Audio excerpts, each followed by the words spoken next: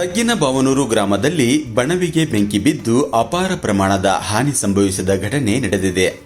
ಹೌದು, ಸಿರಹಟ್ಟಿ ತಾಲೂಕಿನ ತಗ್ಗಿನಬಾವನೂರು ಗ್ರಾಮದ ಹೊರವಲಯದಲ್ಲಿ ಕಂಡಪ್ಪ ದನವೆ ಇವರ ಜಮೀನಿನಲ್ಲಿ ಶೇಖರಿಸಿಟ್ಟಿದ್ದ ಸುಮಾರು 11 ಬಣವಿಗಳಿಗೆ ಶಾರ್ಟ್ ಸರ್ಕ್ಯೂಟ್ನಿಂದಾಗಿ ಬೆಂಕಿ ತಗುಲಿ ಲಕ್ಷಾಂತರ ರೂಪಾಯಿ ಹಾನಿಯಾಗಿದೆ ಎಂದು ತಿಳಿದುಬಂದಿದೆ.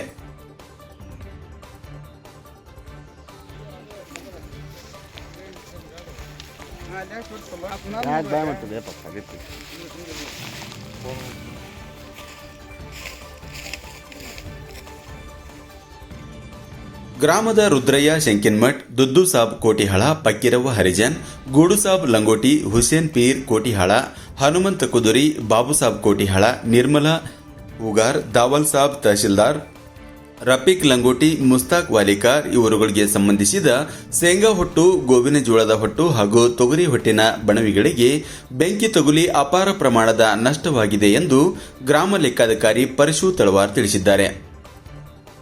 ಬೆಂಕಿ ಬಿದ್ದ ಸ್ಥಳಕ್ಕೆ ಸಿರಹಟ್ಟಿ ಅಗ್ನಿಶಾಮಕ ದಳದವರು ಆಗಮಿಸಿ ಬೆಂಕಿ ನಂದಿಸುವಲ್ಲಿ ಯಶಸ್ವಿಯಾಗಿದ್ದಾರೆ.